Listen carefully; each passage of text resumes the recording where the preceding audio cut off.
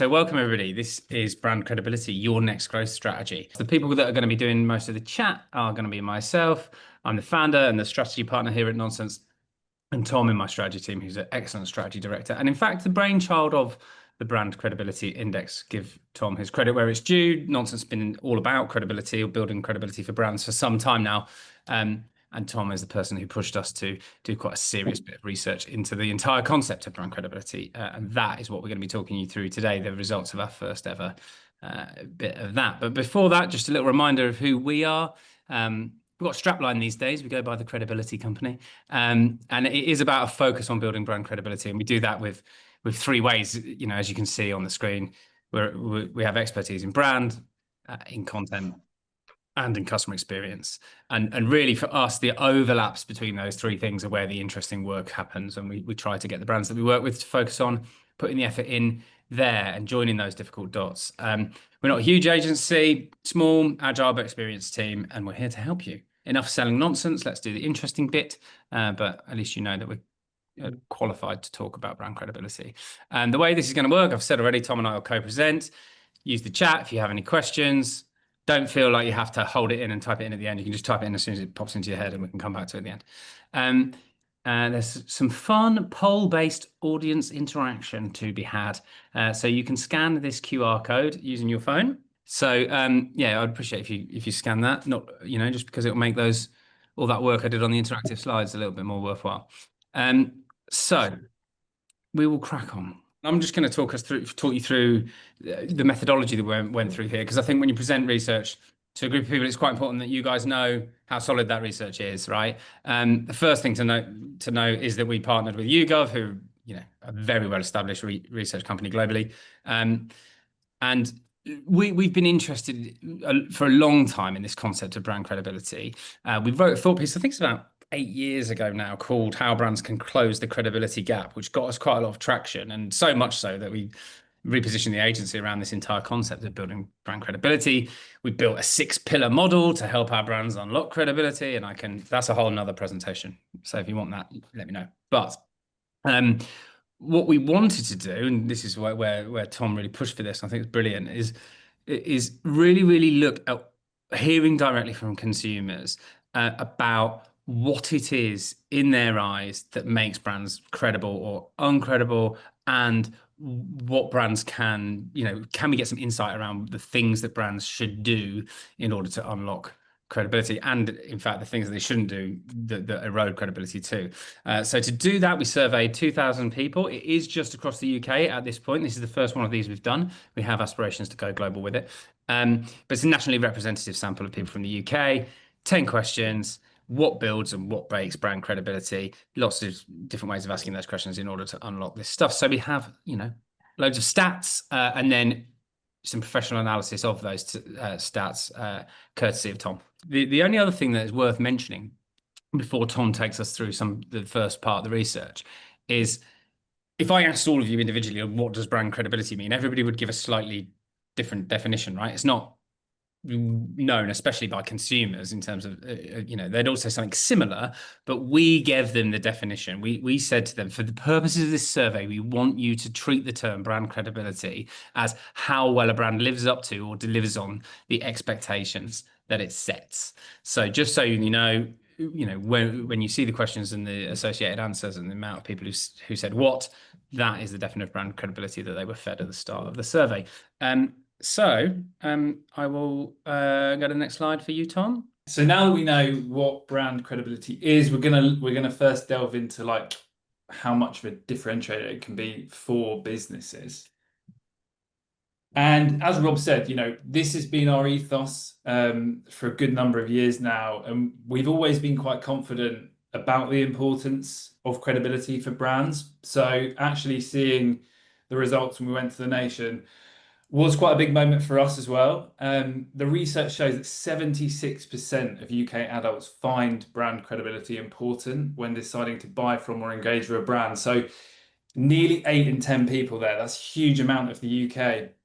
If you're thinking about engaging with a brand on social media, going onto their website, one of their shops, and then all the way through at the end of the funnel for actually buying, brand credibility is a big part of the actual, decision, contemplating whether to actually do that.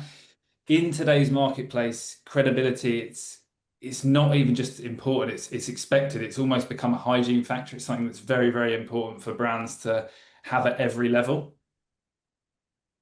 And then if we delve into the data even more deeply, for 1 in 5 people, credibility is a non-negotiable. If a brand falls short, they're out. It's an absolute deal breaker. So we can see for, again, 20% of the nation is something that's really, really serious in terms of their consideration process. Now, this is our first little interactive section, as Rob talked about. There's no, as you know, it's completely anonymous, but we thought it'd be a bit of fun if you could guess how the nation responded to the question. So what we want you to do is rank, first of all, scan the QR code, and then this should hopefully appear on your phone. And we want you to rank these factors as what you think the nation saw as the most important for brand credibility. So they tell honest and authentic stories. They have a strong personality that stands out. They create great customer experiences. Their employees believe in and support what they stand for. They keep the promises they make. Amazing. But what we're seeing is certainly there is a leader. I think, we in terms of keeping promises they make, that's out in pole position. If we jump to the next slide. Very well done. Passed your first test. So yeah, I mean, we can see good scores across all of them. They clearly all play a key part in credibility and creating that holistic, credible experience as a brand. But yes, in terms of keeping their promises, 65% of consumers say that keeping promises is the #1 driver of brand credibility. For us, it very much is that bedrock that you build up from. It's very much at the core of everything else. So yeah, I mean, it wasn't the biggest surprise that this came out on top. And it's really a simple thing. Credibility starts with doing one thing, doing what you said you would. And that does, probably seem quite simple and straightforward. But there's so many brands out there that just don't do this. And we've seen time and time again, they're not living up to and delivering on their promises. And we can see from the data, it's such an important aspect as a brand, is actually putting your money where your mouth is. I got a question yesterday about how low the brand personality score was. I think when you are doing a survey and people are self-reporting, they're maybe less likely to admit that they're influenced by a strong or interesting personality in a brand. So I feel like that one suffered a little bit from that. No one wants to admit that a meerkat told them which insurer to buy from, But I think we'll have a bit of a tweak of how we ask the question around that next year and see if we can shed some more light on it. But yeah, you guys did really well. I think CX ranked higher than you guys would have guessed. So that may be one to pay attention to, and we have a specific section on CX later in this deck. Yeah, so the most credible brands don't just talk about what they stand for, they deliver on it every time. This is something that needs to happen, week in, week out, month, year. It's something that will compound over time and make a genuine impact. It's something that you have to be completely loyal to. We've got a little example here, AXA and Kicking Cancer. This is a very recent piece of work that we collaborated with AXA on. I think before we get into it a little bit, it's important to note that AXA's meaningful promise is know you can, and that really means that's all about building confidence, creating empowerment for people to feel that they can believe that they can actually do the things that they want to in life. This specific project was centered around the Women's Euros, which was obviously a really exciting event, and even better that we actually went on to win it. And the brief was driving positive brand sentiment during that event. We started off with like a really powerful insight that essentially was that at all stages of life, women were not having the same opportunities when it came to sport as men, and were falling away from sport throughout life, every life stage. So quite, sobering insight there. And we knew that throughout the competition, lots of sponsors would be talking about getting people empowered, getting women empowered, but they wouldn't actually be doing anything to close that sport participation gap. So the solution was very simple. We knew that we needed to make a tangible difference, and we had a bit of a two-pronged approach in terms of how we did that. In terms of the biggest part of the creative, we created a 9-minute documentary to inspire 40 plus women to try walking football, which is the most accessible version of the beautiful game. And the documentary centered around a group of extraordinary women, all of whom either had cancer or were in remission from cancer, who had actually formed a women's walking football team. So really, really powerful stories, amazing women. And we centered the film around them and their journey within walking football. And AXA facilitated opportunities for that team. And the high point of that was taking part in a tournament at Anfield. They got to play on the famous pitch there and celebrate as a team and enjoy that experience. But what the point of documentary was to almost be like, if these women have gone through a lot, and if they can do it, so can you. We wanted to really open females' eyes to the fact that they could go and take part and enjoy that sport, and it's something that would actually benefit your health holistically as well. But on top of that, it was really important that we created the stage for women to go and do that.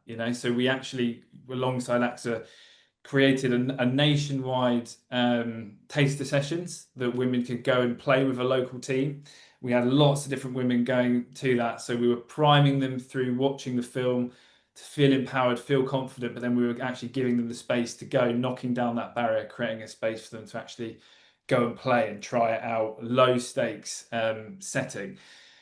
And we had loads of uptake. We were very, very proud of the campaign. It was ranked the most emotionally engaging ad of Euro 2025. So yeah, it was fantastic for us personally, and we felt like it made a big difference. But it delivered on that promise of creating confidence. Yeah, and it's been great to be talking about a follow-up project where we're going to chat to people who took part in those taster sessions and really hear what those women got out of it. So, in terms of delivering a meaningful promise, in order to do that, a brand needs to do three simple things. So, firstly, they need to clearly articulate your emotional and rational commitment to the people you serve. You need to actively identify opportunities where you can deliver that commitment, whether it's through the content like we saw, the film, whether it's CX, creating an experience like the taster sessions, through to even the products itself.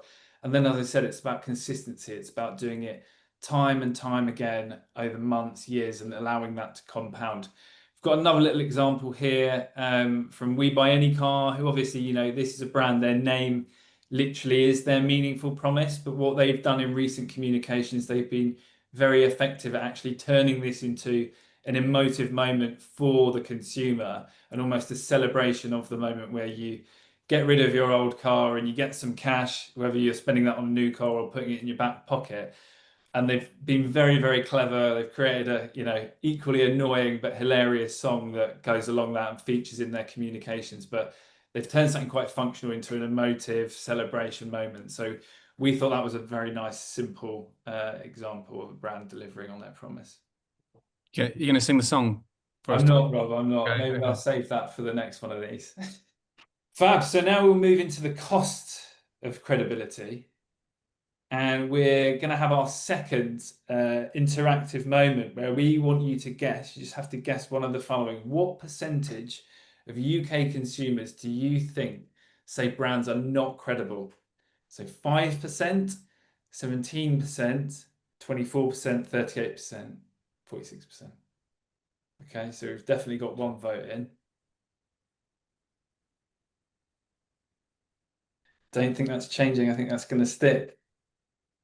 Next slide. So yeah, I mean, you're doing very well. Lots of gold stars all around. Very well guessed. But yeah, 38% of UK adults think that brands are not credible. I'll let that sink in for a minute. That's nearly 40% of the nation think brands collectively aren't credible. They don't trust them. They're not gonna really, when they're entering into a relationship with that brand, there's going to be a huge amount of doubt at the back of their head. And that is because of the way that not all, but many brands across the globe that UK consumers have had interactions with aren't living up to those expectations that they're setting. And that's really sobering, but it's also a great opportunity if you are a brand that can actually grab things by the scruff of the neck and start to turn the tide on it. There's a big opportunity there to be a brand that does rebel and can start to change consumers' minds. I think that, yeah, it goes back to your point about credibility being a differentiator. That it feels like it's a hygiene factor by definition, but when so many people inherently don't think brands are credible, actually, it's the thing that can really make you stand up. Completely. And then going further, 43% of consumers say they've stopped buying from a brand because it lost credibility. So we're actually seeing that come into action. People are actually walking away from brands. As I said, it's a deal breaker. They're stopping their relationship with potentially a brand that they've been using for years because they've dropped the ball at some point. So this is something that you have to be super mindful of as a brand. As I said, it is a massive opportunity because, we can see this huge amount of people have had a negative experience. You're creeping towards 50%. So yeah, another very impactful statistic that just shows the power of credibility. And credibility is the cost of entry when shaping consumer behavior. It's absolutely massive. We can see it in the data. So why are consumers walking away? Well, we can see on the right-hand side, we've got very similar metrics that we tested in terms of the reasons why people are actually walking away. We can see that 18% they felt bland or fake, 38% they broke their promises. We talked about that a lot earlier, promises being a key thing. 37% they weren't honest in how they told their story. 25% it seemed that even their own employees didn't believe in them. That's always a bit of a shocker when you come into contact with that type of experience. 26% they ignored or disrespected the culture they were part of. But there is one that's streets ahead. Lots of big scores there, but 58% their customer experience didn't live up to expectations. So that's nearly 60% of people are flagging that as why they're walking away from a brand. So CX, it really is your brand sleeping giant. And I think it's such an overlooked area for so many brands. It's such an opportunity to really put your brand DNA and your brand footprint into the whole experience, whether that's the product, website, app, shop, whatever it be. I think something I've talked about quite a lot recently is there's an obsession with seamlessness. Within the brand world, people are really trying to brands are really trying to push consumers through the experience, but really you want to be creating moments where you can actually dwell and inject character. We've got an example here, Adobe Meet the Quick Starters. So this was a campaign or project that we collaborated with them on, and it really demonstrates the power of a satisfying experience. In terms of the brief, it was about maximizing conversion of free trialists of the Creative Cloud. And the real insight through the research was that the brand comms and CX was incredibly intimidating to casual creatives. So they were having this free trial where they had all of this software, all this product at their disposal. They can go in any which way and really utilize all of these services for a whole month, but they were too intimidated and the whole experience daunted them that they just weren't engaging with that massive offer. So after lots of research, talking to real people, the solution was to create a new non-threatening onboarding experience for trialists. And this was an opportunity to really look at the content and the overall customer experience and how those blended to create something that was far more engaging and really knock that barrier down. And the creative ended up being a number of videos that shone a light on amateur creators, real people that were on far more normal level. You weren't watching a Academy Award winning editor edit something. It was someone that hadn't had the product for long and they were walking you through it as they had walked through it very recently. And there was also the opportunity to tick off tasks and feel like you were building momentum very simply, but having these tick off lists was something that enabled people to feel that they were actually learning and create that feeling. So it was a really powerful campaign. What we really loved about it was how we pulled through creativity for all. It was really living the promise within the CX of spotlighting amateur creatives. And it was, massively successful. It was implemented worldwide. It hit, hundreds of thousands of people. So yeah, again, it was a really like opportunity to inject that satisfying Yeah, it's experience. amazing. We initially did it for UK and then very quickly France and Germany, and then they call them Corp over in America noticed it and just took hold of it and just ran it out globally. Now it's not a bolt on; it's part of the experience of the free trial for everybody globally.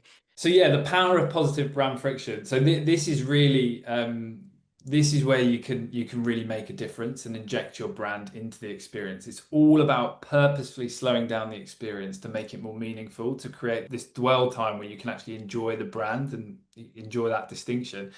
An example I always talk about, but it's such a good one, is Disney Plus. I don't know how many of you have a Disney Plus account or have a family member or friends that have it, but they have identified such a key pain point in terms of your setting up your account. It's a massive pain in the ass, and you just want to get on and you want to watch your show or you want to watch your film, and it can just be a faff. But they've actually turned that into something that you end up spending, minutes and minutes enjoying and interacting with, whereby when you set up your profile, you can pick a character, whether that's a superhero, princess, prince, animated character.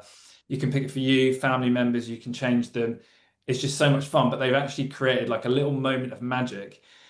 Whereas on another streamer like Netflix, it's not half as enjoyable. So it's really smart way of injecting their personality into the overall experience. So in terms of finding your friction, in terms of traditional CX, it's all about mapping the full customer journey, uncovering every pain point. So identifying those moments that are a pain, and smoothing them out. As I talked about, smoothing them out. It's all about seamlessness, and this is still a good basis. It's much better to be able to glide through an experience than run into trouble at every corner. However, credible CX, it's really about leaning into your brand's personality to dream up game points that actually utilize creativity, earn quality time with customers. So going that bit further, not just seamlessness, but injecting some of your brand into those moments to create enjoyment. Thank you, Tom. I'm going to hand back to me now. Just in case you were getting bored of Tom's excellent delivery of this, there's no particular reason why I'm doing this next bit. But as we go through the report, I think one of the things we wanted to look at is audience. Do some people, some cohorts of people effectively find brands more credible or whatever? So we had a good look at this. What we found is, I guess perhaps unsurprising, 33% of 18 to 24-year-olds won't buy from or engage with a brand that lacks credibility, significantly higher than most of the other cohorts. And actually, what we suspect that tells us is that this bar of credibility is rising over time. The proof of the pudding will be next year if we see these numbers start to go up, and when we look at younger cohorts coming through, whether or not they are even more so invested in brand credibility. But super interesting, and we know, right, the amount of research into Gen Z that talked about how they have high expectations of the brands that they work with. We all know that. It's just interesting that they also care about the simpler thing of credibility. It's not about you having a higher purpose and contribute to society. They just care that you keep your promises. Next highest group was people who earn 100K or more.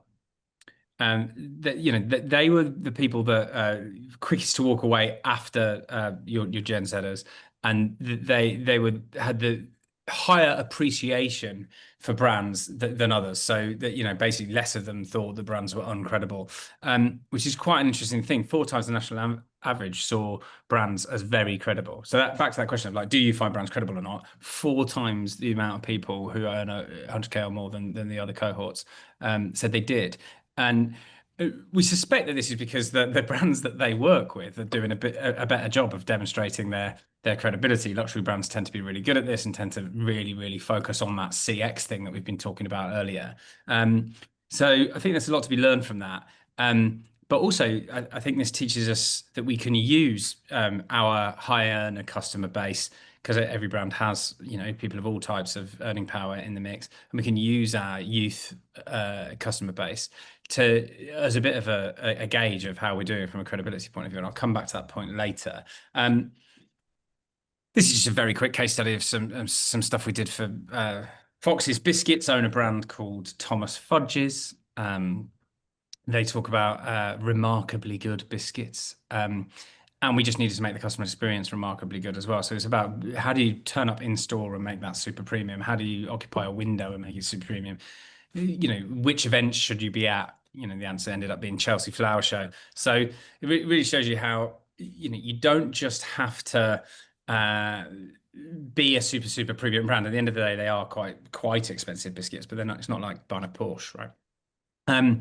And I think the other thing was just from a personality point in this, I think was really interesting, is Britishness, and their very, very British brand can often come off as understated and forgettable. But there is another type of British person who is a very flamboyant fop. Alcohol brands, I think, do this really, really well. Like Helen, like I think, Dewars, and talking about Tommy Dewar back in the day. Like when you have that sort of figurehead, and if people from that era are actually the sort of Phileas Fogg type era that this brand really leans into. So I think really, really nice way of giving it something perhaps not that premium. It's just biscuits, a real premium touch. What do we learn from this? Well, really, it's about turning up the authenticity. I would think about using Gen Z and high earners as your barometer for when credibility is breaking down. If we're looking at who is leaving us as a brand, the first ones to do it will be those young people and be those high earners. So if they start doing it, we better start fixing some things, because the rest will follow. I think it's a big thing about brands being really careful not to drink their own Kool-Aid. We all exist in markets that sort of teach us what the market norm is, the category norm, and we all work in big organizations where this is just how we do things around here, and it's very easy to slip into it's just good enough. And so we have to be really careful about drinking our own Kool-Aid, and really strive to be the brand that turns those mundane moments into moments that feel like that life's just a little bit easier. The example of authenticity that I put on this page is Ryanair. I'm not sure I really like Ryanair. I'm not sure anybody really likes Ryanair. I think their personality is quite interesting. They're cheap, and they say we are cheap because we're the sort of skinflint end of cheap. We'll keep everything cheap because we won't spend the money on the stuff. So, even when their own customers complain on Twitter, and this cracks me up, like someone complaining that, I know seats are randomly allocated, but why wasn't I sat next to my girlfriend? I understand it's random allocation, and they just replied, "You don't understand random allocation," right? And it's brutal, but it's on tone, and that sort of stuff got shared, gets shared tens of thousands of times, and it really just is them just constantly, like we talk about, living that promise and being super authentic. So we also had a look at medium. One of the important things is, if we want to build credibility, is there some channels that are better at that for us than others? So it's another ranking task for you. You can go back to your phones and do a bit of Slido. Just so that everybody understands this, I want you to rank the channels in terms of what you think the nation saw as least credible. So drag to the top of your list the least credible one of these media, and then order them down from there to most credible, if you could do that. Top of your list is the least credible medium, which is the medium that people just don't believe as much. We'll give you a bit longer on this one because it's a bit of a complicated one. Cool. Are we getting any more? Or yes, we are. Yeah. I don't know if everyone's downloaded the report, but you're all doing really well, I must say, at this. Sure, there's no cheating going on. I don't know. You're right. Influencers and content creators were ranked as the least credible, closely followed, well, not closely followed, but followed by social media, going down into company-owned content and other forms of online advertising, event sponsorship, trad advertising. Off the back of this, actually, because when we PR'd the report when it first came out, I had an op-ed opportunity with the Drum to write an article, and I wrote my stab at explaining why influencers and content creators came out so bad, because it's so prevalent, and we keep hearing stories about brands that are built entirely off of the back of influencer. So how can this be the case? And I do think that there is a lot of people doing influencer really well. If you look at the bottom of the list, word of mouth recommendations comes out the most credible, and there's a bit of a grey line between what's a word of mouth recommendation that I've seen on the internet versus an influencer or content creation thing. I do think the influencer industry has become commoditized. It does have a problem. Brands used to have to go find an influencer and talk to them and persuade them to try their brand, or even find influencers that happen to already love their brand, which would be my preferred method of working with influencers.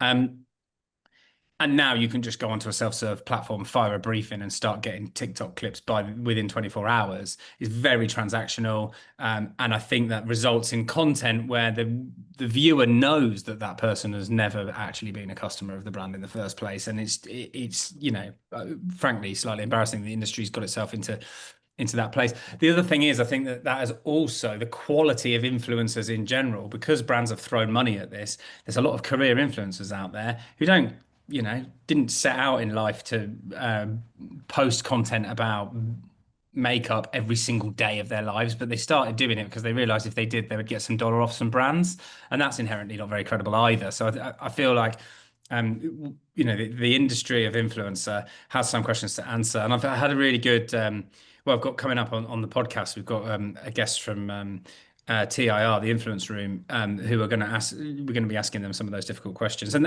they're fully into this. They agree with it. They think that the industry needs to up its game in terms of how it's seen, because obviously they want to preserve their niche of the industry. So very interesting. So yeah, just to top line stats: 56% of consumers saying influencers is the least credible source, we've already seen, and 42% say social media. That's not to say don't work with influencers. I think we've started using the term in recent years, advocates, a lot. I think the idea that someone is an advocate sort of pre-qualifies them. They have to actually genuinely like and care about, or ideally be a customer of your brand. And we can take a lot of credit for the work on this slide, but we can't take the credit for the initial way that Amy Conroy, who's pretty famous. She's a Paralympian for the Team GB wheelchair basketball team. She actually directly approached Barney Bailey, who's head of brand and sponsorship at AXA, and said, I really want to work with your brand because I love the strapline, "No, you can." And I love that you're all about confidence, and I'm all about confidence. I survived cancer and I came back and now I'm a Paralympian. And how can I work with you? And Barney just very smart. Yeah, we'd love to work with her. But he is a very interesting brief to us where we went, nonsense. How do we use this? She wants to do work with us. We want to work with her. What's the best way of using it? And I think the smartest decision we made was to involve her in the answer to that question. So we brainstormed with her, came up with a load of ideas, and she's been involved in everything from like internal comm stuff, where she interviews various different people at AXA about accessibility, actually, people who've moved jobs due to deteriorating sites, for example. So she's a load of like employer brand content. She's also been in ads on social, long form content on social. The Know You Can Ask is a really interesting thing, with a load of people who are involved in different things that people are traditionally scared to ask questions of. So someone is very senior female exec, somebody is person of color, somebody else has got cancer, and people aren't very good at asking questions about that. And she chaired a roundtable debate for us, and we made a load of content off of the back of that. So I think there's some nice lessons in there, right, in terms of allowing creators to drive some of the decision making around how they advocate, because that is what will make it seem credible. So yeah, is there a cheat sheet? Well, it's probably, let's just make sure that someone uses your product already before we cast them as an influencer. And you do have data on that you can mine, even if it's just who's following you on social already. That's a better start than just going straight to an influencer platform and just taking the first person that says yes to your brief. I'd also seriously consider whether or not you incentivize with cash or not. The Influence Room incentivize with products. They do allow you to incentivize with cash, but they push you towards incentivizing with free products. Their view is that then the worst that you'll get is an honest review out of someone who's never used the product before. I also think that on the that thought of reviewing, creative agencies that do influencer, social media agencies, and we've been accused of being one of those in the past, the tendency is to come up with another big creative idea over and above. Let's just get some people to review our product and tell the truth about it. It's not seen as glamorous. It's not seen as creative or interesting or sexy. It's super powerful. and we shouldn't ignore it. But perhaps the role of influencer for your brand is just product tests, and there's nothing wrong with that. It doesn't have to fall in line with the big integrated campaign idea you've got. It's a different kind of content. Um, and then, yeah, like we did with Amy, let the creators lead the creative. We'll always tick that box for you from a credibility point of view. So, industries now, and we'll have a just quick look at those. We wanted to look at whether or not there's certain industry sectors that have a credibility problem, and there is. And it is financial and professional services coming out. The least credible there, or one of the least credible. Actually, it's the utility companies that come out the least credible, as you can see. Uh, and then the tech brands not far behind, media and telco brands, some of whom we have on the call, some of whom we've worked with a lot ourselves. We've worked with, Skies and TalkTalks and Adobe are a subscription brand. It's not a surprise to us that these are the sectors that suffer from an inherent lack of credibility. They are the more complex thing. You're often locked into some form of contract. I think they've just been a bit unlucky with some sort of scandal type stuff in the greenwashing and purpose washing thing. But also, yeah, they just get held to account on fine print. Think about all the stuff that happens with banks. Get accused of hiding fees or data misuse and all of this stuff. And so they start from a bit of a deficit. It's not all doom and gloom. If you're in that category, so is all your competitors. So you're on a level playing field still. It's not the worst thing in the world. But I think the important thing is that becomes something that you acknowledge. Let's just understand that we're in a low credibility sector. Because, like we said, if credibility can be a differentiator in a low credibility sector, it can be even more of a differentiator. So it actually becomes even more of an opportunity. We've done some bits and bobs with HSBC, not an awful lot. This is an interesting thing for them where they were getting hammered in the press about closing branches, which was quite funny because they closed their branches because their customers told them to. They surveyed them and said, do you want local branches? And they get a fairly resounding no. Then as soon as they close the branches, one person writes to the Daily Mail and it's a national scandal. They had a better solution. They do these things called community pop-ups. They turn up at markets, they turn up at libraries, and it's like one day a week, just a little pop-up, and then you can go and do the things that you would normally do in a branch, or most of the things that you would normally do in a branch.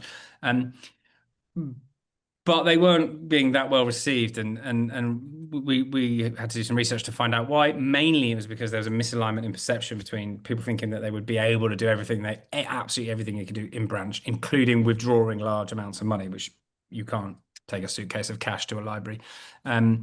So actually, the final recommendations were about just better comms around not just the fact that community pop-up was happening, but what you could and couldn't do there, and really setting that expectation. We created a toolkit that local HSBC people could use to run a pop-up. So really quite a nice, simple solution, but actually comms rather than the CX was the thing that we fixed. So if we're going to do well in these categories, we would say do these three things. Accept the harsh reality. It is what it is. Actually, if you flip it, it's an opportunity. Over communicate changes. Over communicate improvements that you're making. This is an ancient campaign we did for TalkTalk, where they actually appointed us as a social media agency, and we said, look, we want to talk about the improvements you're making to product, because at the moment, every time you post anything on social media, every single comment is a complaint about the quality of your service. So there's no point in posting stuff on there because you're just paying money for people to read comments from others slagging you off. Is not going to work. So yeah, it's quite interesting. And then don't just stick with the category norm. You don't have to have the same type of contract as other people. If you look at brands like Octopus Energy, who've done so well in this field, just by slightly changing the way that they will do contracts with people, they're the ones that win. It's about beasting those basics.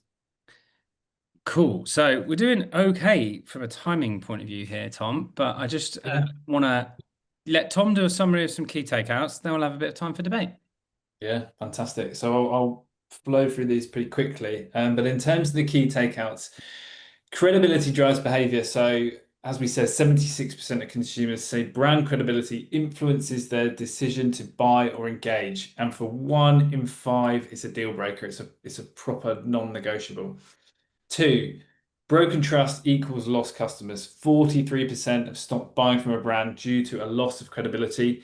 Gen Z and high earners are the most likely to walk, as Rob went through. Number three, influencers give you reach, but not belief. Some platforms build credibility, others break it. Influencers were 56%, social media 42%, and are seen as the least trustworthy spaces for brand messages. That's not to say that these things can't be done very well. There's definitely lots of brands out there that do it very positively, but we're seeing the majority not create those good behaviors, not embrace advocates as half as much as they should be. And we know that word of mouth remains the most credible. So it's actually about like blending advocate word of mouth. That's where you want to get to. Number four, service brands need a credible boost. So as we've just talked about, energy, finance, and tech are the ones that are struggling. They're currently seen as the least credible industries, but it's great when we see companies like Octopus innovating within a space, shaking it up. You know, you can turn the tide on these things. You just have to be creative. And then five, actions matter most. As we talked about right at the start, 65% say keeping promises is the top driver of credibility, followed by great customer experience and authentic storytelling. So that's on a slide, the big headlines. We now have a bit of time to, go through some questions, have a bit of a debate if anyone's got certain thoughts on any aspect. If you want to go back to a certain area, I think if we've already seen a question, drop in. Yeah. Is that the one from Ava, Gemma? Were you going to? Yeah, Ava had a really good question. Was influencers and content creators more credible for Gen Z? Obviously, I know we didn't highlight that stat in the report, but we obviously have the data of age ranges. What insights did we have there? Ava, maybe if you DM your email address to Gemma on the call, we can dive in, because that is one where we'll have to go back into the raw data. But I think we would have enough statistical significance in the data. There's plenty of Gen Zs that out of that 2000, so we should be able to get you that. Cool. Any more from a questions point of view? From an employer brand perspective, is there a layer to this in terms of the companies people would and wouldn't work for based on whether they see a brand as credible? So I know that obviously it comes through in terms of the employees believing in and supporting what they stand for as one of the markers. But I'm thinking about, does this change the landscape in terms of recruitment and who people might throw their hat for a job for? Because actually credibility is starting to become a big marker of why you would or wouldn't go for a company versus the traditional compensation considerations and those kind of things. Does it start to affect? I suspect so. I mean, we didn't ask a specific question about whether or not you'd work for a company you found credible or uncredible. I think we should note that down for 2026 brand credibility index, because it's a great line of questioning. We've always talked about it the other way around. One of our 6 pillars is about a team that believes, because we've seen the performance of content and customer experience massively increase when we feature people who actually work for the organization. In one of the ways I describe it is like tearing down some of the brand construct that sits between a consumer and the person who works for the company. It's not rocket science. The amount of people who would say yes to the question, would you like to speak to a human about in this situation, and especially in a customer services interaction, right? Like, there's brands that have differentiated entirely on the fact that they have UK call centers compared to their competitors, for example. We know it's powerful, but I'm really keen to find that out the other way around. I suspect the answer is yes. I think my gut feel would be yes. Yeah, just to chip in as well, it's such a great point, Helen, and something that we definitely want to include next time. I mean, they always say, don't they, that your first customer is your employees. And in the race for great talent, ultimately, if you need to secure talent to optimize your product and brand, it's as important, because it's driving the outcomes in the first place. So it's very interesting. It's a whole nother realm. And I feel like maybe that's why it was higher up maybe for this group, because I think we ranked, was it number 2 when we did the first Slido, and it's actually number 4 from a consumer perspective. But I think I guess we're all sitting here in kind of somewhat professional mode. We're thinking, well, what would be important to me in like this kind of in my day job. But it'd be an interesting layer to the 2026 if you were to there's brands for whom it must be incredibly important as well. Like Aldi actively, I'm like world's biggest advocate of Aldi. They actively advertise. Aldi or Audi? Aldi, the budget Yeah. supermarket. Rob buys a lot of clothing from their signature drops that he wears in on the regular. Yeah, thanks for dropping me that. But that's true. I've, I've got the Crocs and everything, but well, they're not real Crocs, are they? They're rip off. But what was I going to say? They advertise on being the best employer out of all of the supermarkets, and they run billboards to do so, which I think is really interesting. You know, years ago, BrewDog came out and said that they were going to be the best employer in the alcohol industry, and it's bitten them big time when they failed to live up to it. So there's an element of how big a deal you make out of it. Years ago, we didn't win the pitch. We got a brief for McDonald's employer brand brief as well, and they had aspirations of being one of the best employers. And actually, I think they've made great strides in how having a job at McDonald's is seen in terms of by young people in terms of whether or not it's good for your career. So yeah, I think there's a lot to be done there, and you can turn it into a positive thing for the brand as well. Mark's got his hand up. Great. Thanks, Rob, Gemma, and Tom. That was super interesting. I feel like I've got 3 mini questions, if that's possible, unless there's many coming through. So quick fire. First one, is there a straight up correlation between credible versus commercial success? So was there a link that this company is doing well because of credibility, or actually the really uncredible ones are causing so much issues, but people know them, therefore they're creating success in other ways? Was there a straight up correlation, or? We haven't got a direct, because none of the questions were about specific brands. So we only went as granular as industries. I got asked a question yesterday about whether or not credibility is linked to any other really common metrics that marketers aspire to influence, like awareness metrics, consideration metrics, conversion metrics, etc. Yeah. I think what we're seeing is it has a positive influence throughout the funnel, actually. Yes. But I want to substantiate that more with further research. Certainly, our clients buy into the ethos that it does, and the way we look at it is that brand credibility is like an ethos that you go, well, look, we're going to go credibility first on the way we approach strategy and creative, and that's going to get us better results in these places. Yeah. Okay. Oh, brilliant. The second mini question, which you've kind of half linked there, was the relationship to specific brands. But I wanted to see if there was any patterns in the research where there was kind of a link between heritage legacy brand players versus sort of new brand startups, new to market brands. I don't know if there was anything that suggested there was a difference between credible because of they're old versus credible versus being new, therefore none of the baggage. Well, not from the research, but anecdotally from clients that we talked to. We specifically targeted startup brands for a good period of time on the hypothesis that they were looking to create credibility out of nothing, and perhaps would have more of a credibility problem than big historical brands. I think both can win and lose credibility just as quick as each other. I haven't seen anything in my career that makes me think that one is inherently better than the other.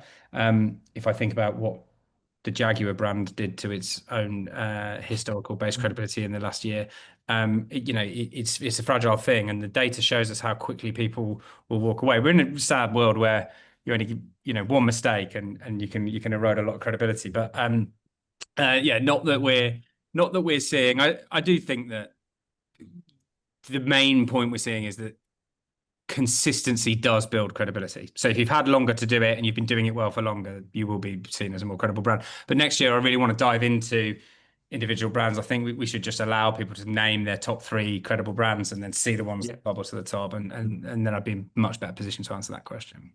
Great. Thanks very much for the answer. I'll pass back. I know Ava's got his hand up. Yes, I'm not Ava. My name's actually Frith. I'm just using my daughter's account. Hey, Fred. So it's. I think this area is really interesting, particularly because I think it has implications for wider society around politics and economics and all the rest of it. But what I've noticed is that you've come from a credibility and a trust perspective and taken it that CX can be a way of driving that. Whereas someone like Ipsos or KPMG, they look at the excellence of CX and they have trust as a driver of that. Was it a conscious effort or conscious thing to look at it a different way round? Yes, insofar as the thinking around credibility being something that we believed brands should focus on came before we ever started measuring what influenced it. Right. And actually we've changed our agency model to include doing CX work as a direct result of seeing the influence that CX has on credibility. Helen, back when we worked together, you would probably describe us as a very brand literate content agency, and I think we're now described as a very brand literate content and CX agency.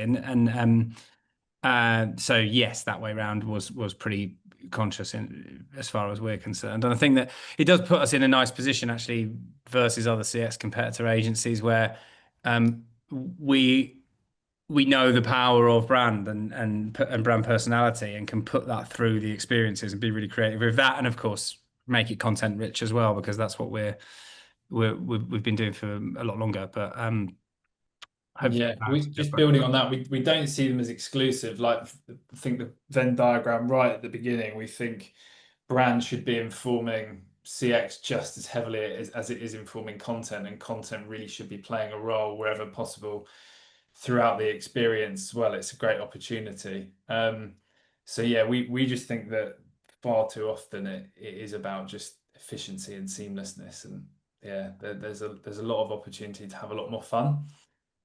Yeah, okay. I don't know if there are any more questions in the room, but there was a couple of little wrap-up points that I wanted to mention. The full report's here. You can also just go to our website and you'll find it very quickly. So if you need it, that's where you go get it. First 5 brands to get in touch with me can get a free credibility clinic. It makes it sound a bit more grandiose than it probably is, but Tom and I are just reserving some diary time for sessions where you can bring any brand challenge or opportunity to us, and for free we'll just talk through it using our 6-pillar model of what makes a credible brand, and really sort of hopefully get you to think about the knotty problems that you have as a brand in a different way. So if anybody would like that, I'm Rob at nonsenselondon.com. But other than that, I just want to say thanks for everybody for turning up. It's been really good, and thanks for the stimulating questions too. Yeah, appreciate it, guys.